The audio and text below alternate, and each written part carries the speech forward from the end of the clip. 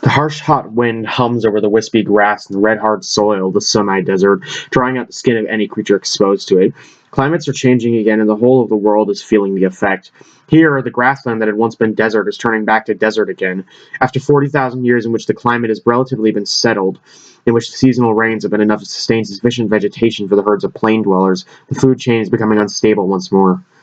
Over the years, the plains dwellers have changed. They still subsist largely on the tough grasses, but they have begun to vary their diet and lifestyle in a number of ways. They have given up their wandering life and now stay in the few places where they know there is water. Their broad hands, with blade-like calluses along the edge, have proved to be ideal for digging in the ground, something that was first discovered when they had to dig for water in the cracked sun and sun-baked hollows that in the rainy season were from the muddy water holes. Soon it was realized that food, as well as water, exists below the surface. Now they dig frequently for the moist tubers and underground stems that keep many of the desert plants alive during the dryness. Occasionally they will also chew and swallow a large insect or a burrowing mammal or lizard, but these are invariably thrown up and spat out in disgust. The plant-eating digestive system with its bacterial vats is far removed from the omnivorous stomach and intestines of the plains dwellers, well as far ancestors. Turning his back on the scorching wind, the plains dweller heads back towards the oasis with his load of tubers. Intermeshing his long fingers makes a kind of baskets with his hands, and this can hold a large quantity of food. Now he must guard them against any enemies, for there are other groups of plains dwellers around, and they would stop at nothing to get at somebody else's food store.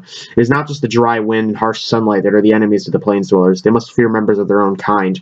Not their own family, however. The tough conditions ensure that every family is tightly bound and cooperative. There is trouble back at the oasis. He can feel it as soon as he crosses the rocky ridge and descends into the hollow. Home is there, as safe and impregnable as usual, its red-baked clay walls rising like cliffs, with its entrances guarded by his younger brothers and sisters. But there is an air of strife about the place. It does not feel as secure and homelike as it normally does. He passes through the entrance with no trouble. His brothers and sisters recognize him instantly, and he enters the shaded courtyard within. Over by the well, there seems to be some kind of dispute. He ignores it for the time being. His first duty is to store the food that he has brought, and he does this in one of the cool storage cells dug into the hard clay soil. Then he emerges and goes to the well to see what is happening. It is the usual trouble. One of the younger females, his older sister, has been caught mating. Their mother is understandably enraged, as she is the one who gives birth in this family. The turn will come for the other females when she has become barren or is dead and gone, but that will not be for a long time yet. Meanwhile, the sons and daughters must concentrate on what they have to do to keep the family alive and not waste their precious time in irrelevant mating. Conditions are too harsh for this. Everyone must do his or her duty continually if the family is to survive. There can only be one female giving birth at a time, and she must have the wholehearted support of everyone. Otherwise, the birth rate will run away, bringing the family number beyond the present viable level of 20, and the family will collapse through lack of resources. His sister seems abashed. She knows what she has done. It appears that when she was confronted with her crime, she turned on their mother and attacked her, evidently in some kind of half-hearted bid to oust her from her breeding position, but the mother is not old enough or frail enough or anything like that. Now his sister, bleeding from cuts to the face and shoulders inflicted by the mother's hand blade, scuttles through the crowd to the entrance of home. She will never be welcome here again. Already her brothers are picking up and sisters are picking up stones to see her on her way. They'll be sad to lose her. Her duties as a wet nurse will be missed, but not for long, since some of the younger sisters are almost old enough. It is better, on the whole, for the family to lose an unreliable member. Outside the entrance, she stops and looks back. The first stone is cast and misses. The second hits, but she does not go. Outside, she will die, unless the older brother who mated with her comes out to join her. Then they may go far away and possibly find another family, if any of the other families will let them. The brother is not coming. He has realized his error and will stay, doing his duty to his mother. The sister eventually realizes this and, still bleeding from the cuts and bruised by the stones, walks off into the barrenness to die. The family will survive. He was no plains dweller adapted to the searing heat of the desert. He was in no way prepared for the dryness that had killed his tribe and was now killing him. His dark skin was protecting him from the worst of the sun's blast, but without water he was going to perish. They could not move northwards anymore, his tribe and he, despite the fact that the arid lands were moving northwards by the year. They had tried to stay ahead of it, keeping abreast of the zone where there were still enough trees to supply their fruit and seeds, and still enough small animals for their protein. But now the people of the lush north barred their path. They were not moving away from their homelands just because the people from the marginal lands needed to survive. After a particularly fierce battle, the southerners had to retreat and find their own way of life in the desert. It has not worked. They're all dead but one, and he has not much longer to go. The sun in his eyes dazzles him, the singing of the sands dulls his hearing, the dust in his nostrils clog his sense of smell and taste. He is wandering lost, without the help of any of his senses. Hallucinations about his tribe force themselves upon him, waking nightmares that chide him for surviving while the rest perish. No matter, he is about to join them. Then comes the other hallucination, the one about the water. Over there, about 500 paces away, if he has the strength, and just below the soil surface, beneath the rocky ledge of a gully, lies enough water to save him. It is only a dream and not worth any attention.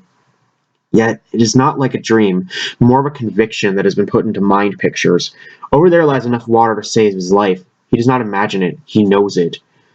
He finds the strength to pull himself in that direction, slowly, on hands and knees against the abrasive sand and rock, until eventually he sees ahead of him the rocky outcrop and gully of his hallucination. With a final burst of energy, he pulls himself into the hollow and begins to dig the loose soil. After a while, the fine, powdery sand becomes coarser, cooler, and more cohesive. It's coming out as lumps stuck together by moisture.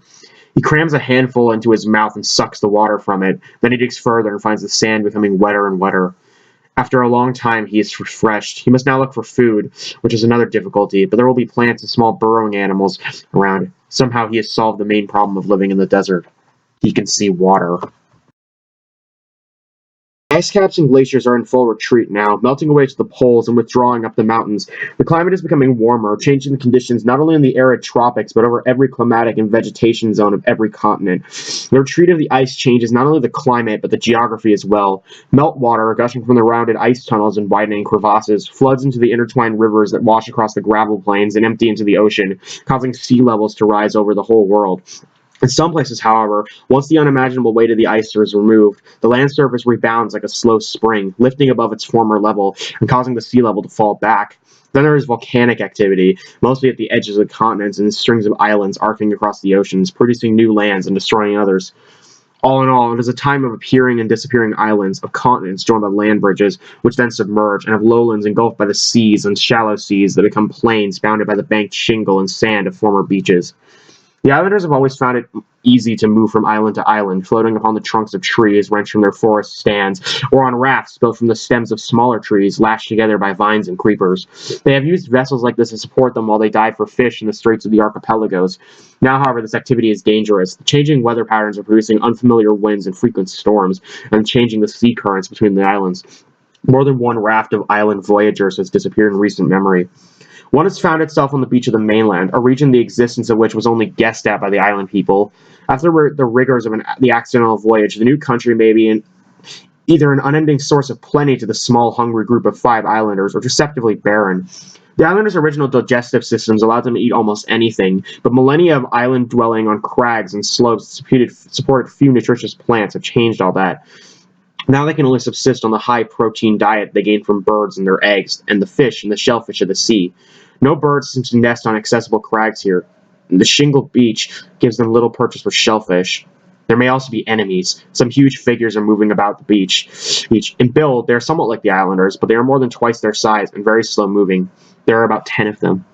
The islanders do not know that these creatures are descendants of the tundra dwellers. The tundra is dwindling away now, but for many thousands of years, groups of its inhabitants have been spreading southwards, changing their diet and adapting their lifestyle as they went, through the coniferous forests into the zone of deciduous woodlands. Because they have been forced to change all the time, they have a better chance of survival than the groups of their relatives who remain static on the tundra. Now they are massive leaf-eating forest dwellers, dim of wit, but quite adaptable to changing conditions. However, they do retain the thick deposits of fat that are not superfluous to their purposes, and indeed could be disadvantageous to them in the hot times to come. Nor do the islanders realize the difference in size between them comes from the fact that tundra dwellers were created by the ancient genetic engineers as a precaution against heat loss in the cold north, and the islanders have become small over the past few thousand years as an adaptation to their limited resources. The islanders have no fear of the great creatures. They see them, as they see all living things that are not their own kind, as food. Nimbly, they sprint down the beach towards them, alerted by the crunching and rattling of the shingle under their tiny feet. The big tundra dwellers see the little fingers coming, and dimly perceive that there is some kind of danger. They turn to lope back into the forest, but they are too slow. 2 of them are caught by the legs and brought down with a crash. One is knocked senseless by the impact, the other is killed by quick bites to the neck and face. The killing is not easy. The hide is thick and covered with a woolly pelt, and there are deep layers of fat beneath. It is the blood the islanders want, and they gorge themselves on that of the slain, a tundra dweller, balancing their feast with the carbohydrates from the fatty deposits. The corpse carries more food than the group of islanders can eat at one time, and having satisfied themselves, they leave the remains to the white seabirds that have gathered on the shingle to watch the feast. This seems to the islanders to be a waste of food.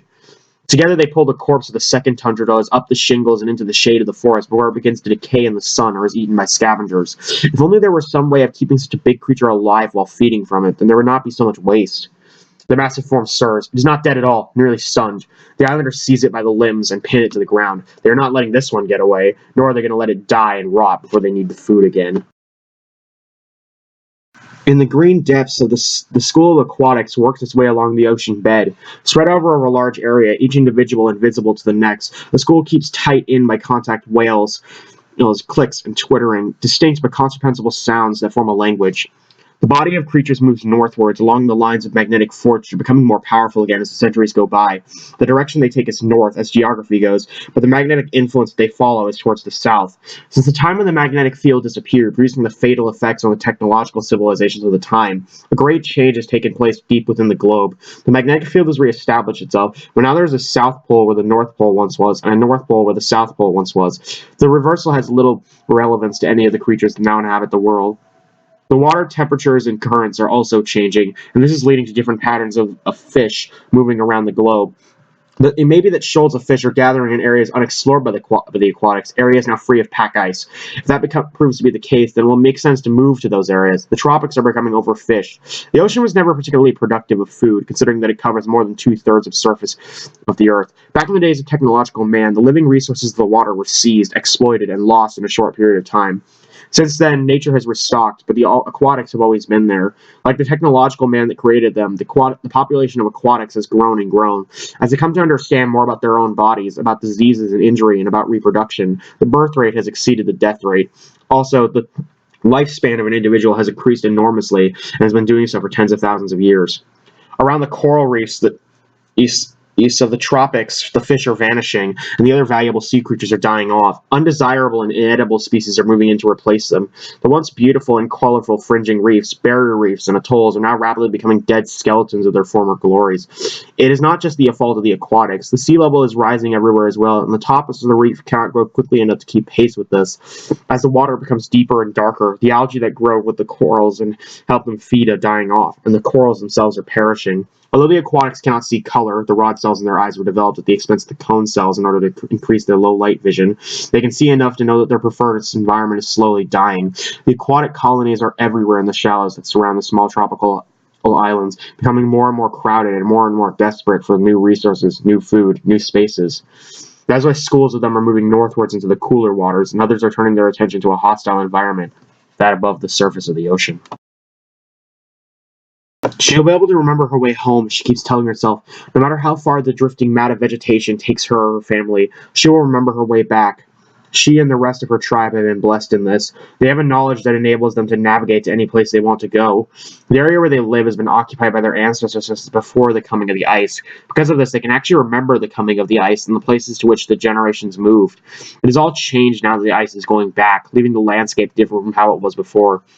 Nevertheless, they've always been able to travel to whatever place their ancestors knew would be good for food or shelter. Now the ability had let them down. They wanted to go to a great river that their ancestors remembered from the dim past. Plenty of fish were to be had in that river, and good shelters in the gorges through which it ran. However, when they arrived, the gorges had been gouged out by ice into a broad, U-shaped valley with little shelter anywhere. What's more, the river was in spate. The ice, away up at the head of the valley, must have been melting much more quickly than usual, and the water was hurtling down the valley floor in brown and white torrents, leaving the river's bed in banks. The floor of the lower valley seemed to have been clear of ice for many years, because a coniferous forest had begun to grow in the soggy peat soil. It was in this forest that the small group were resting when a sudden surge of the river wrenched away that part of the bank, trees and all. The intertwined roots and solid trunks of the trees that bound the soil together and kept the whole chunk afloat as a kind of raft, and the unfortunate group was carried away downstream. Then night had fallen. The roaring of the river became quiet as it widened and slowed. There was no moon, and the banks became invisible in the darkness. She had panicked. With no visual landmarks, her memory was not functioning. Another sense deep within her, a sense that should help her find the direction, was still working, but it was very weak. She knew from experience that when she relied on this other sense and thought that a certain place was in one direction, it always turned out to be in the completely opposite direction. Something big must have changed completely since the days before the ice. She had to resign herself to the possibility that she would never see her tribe again. Now it is dawn, a cold, gray dawn that brings nothing to the warm, huddled, and shivered figures on the floating island. The land has gone now, and there is nothing to be seen but gray, choppy sea. The drifting island consists of little more than a few trees and some trapped soil. There is no cover or shelter anywhere, let alone food. The food will be irrelevant. They will all die of cold and exposure before they starve to death, unless they can remember something that their ancestors used to do under these circumstances. There was something, she remembers vaguely. It was something to do with rubbing sticks.